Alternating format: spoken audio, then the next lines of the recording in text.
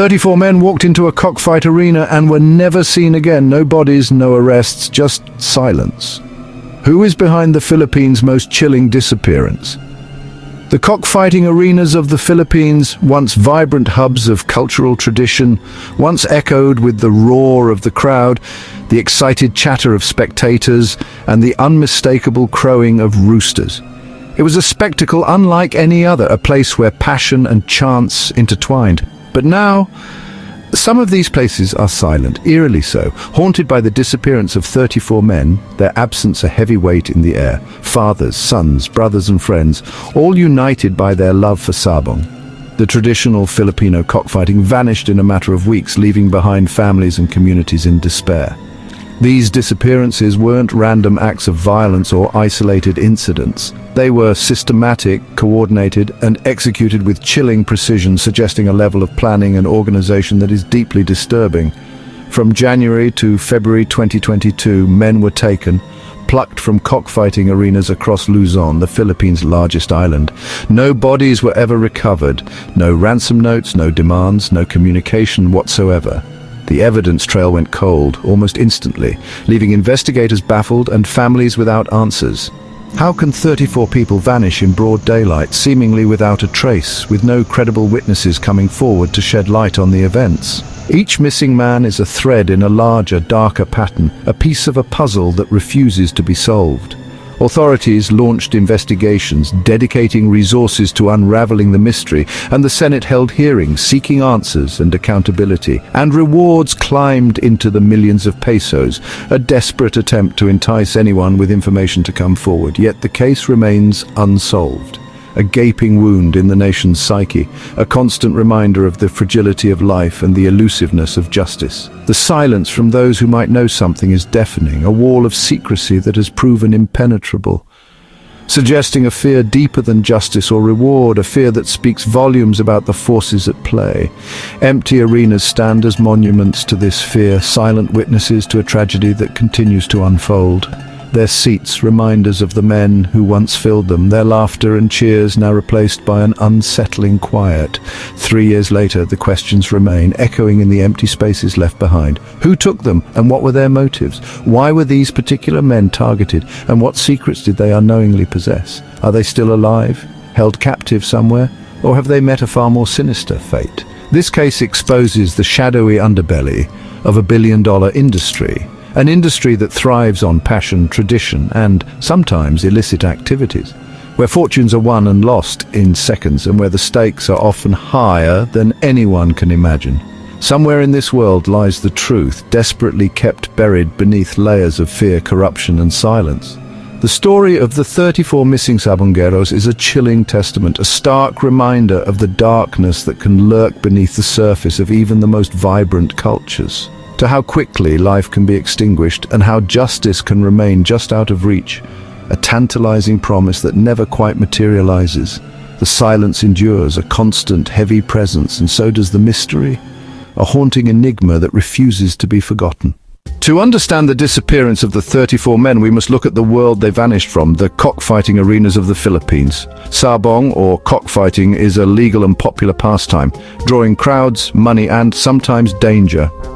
In early 2022, men began vanishing from these arenas, sometimes in groups, sometimes alone. John Claude Inonog, a known Sabong figure, vanished from a cockpit in Laguna. He was last seen escorted out by unidentified men. Soon after, 6 more disappeared from Manila Arena. Their vehicle was found abandoned, wiped clean of evidence. Another group of 10 vanished after a derby in Laguna. The only clue, a final text, "On our way." In every case, the men were last seen at or near licensed cockpits. No signs of struggle, no witnesses, no ransom demands. The kidnappers moved with chilling precision, erasing all traces. The motives remain a mystery: money, revenge, or something deeper. The rise of Sabong online betting brought new players and new risks, making the industry even more dangerous. Many of the missing were not just spectators, they were handlers, breeders, and insiders. Their knowledge may have made them targets.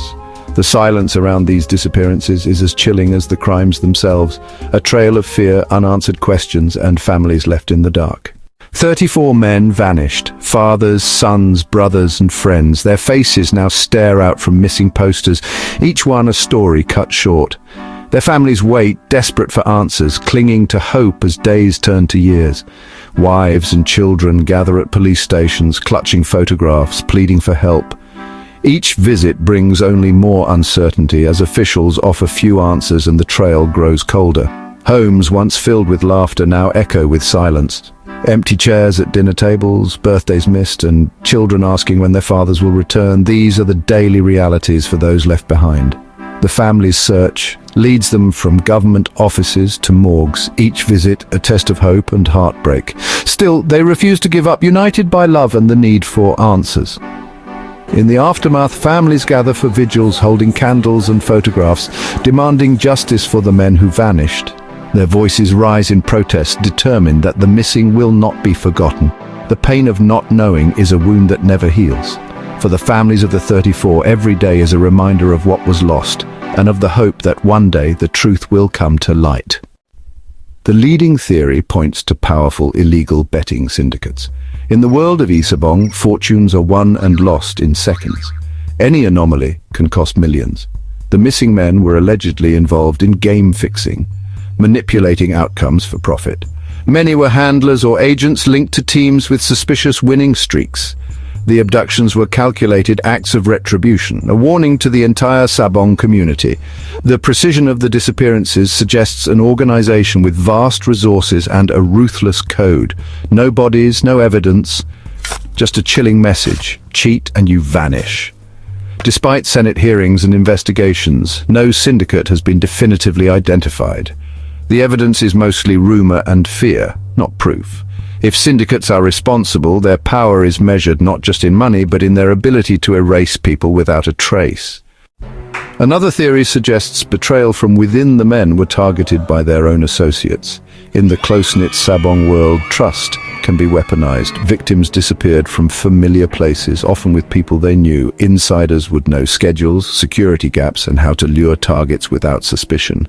Disputes over money, prized roosters, or winnings could easily turn deadly.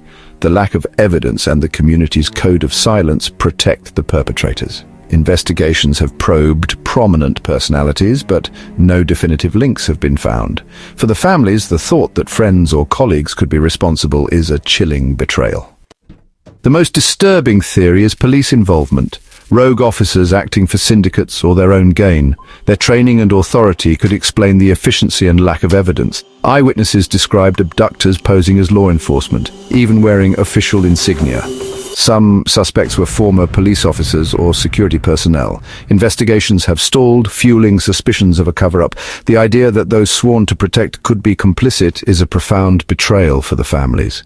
Justice remains elusive when the line between law and crime is blurred. Public outrage led to Senate hearings and special investigations. Families gave emotional testimonies. Police and Sabong operators faced tough questions. Task forces followed leads, identified suspects, and filed cases, mostly against low-level operatives.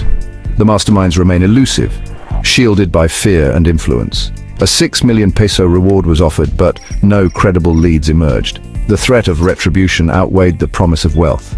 President Duterte's 2022 order to halt Sabong shut down the industry, but didn't solve the crime. The arenas fell silent, but the 34 men remained missing. For the families, the shutdown was a hollow victory, justice still out of reach. 3 years on, the case of the missing Sabungeros still haunts the Philippines. The scale of the crime, a coordinated disappearance of 34 men, shook the nation.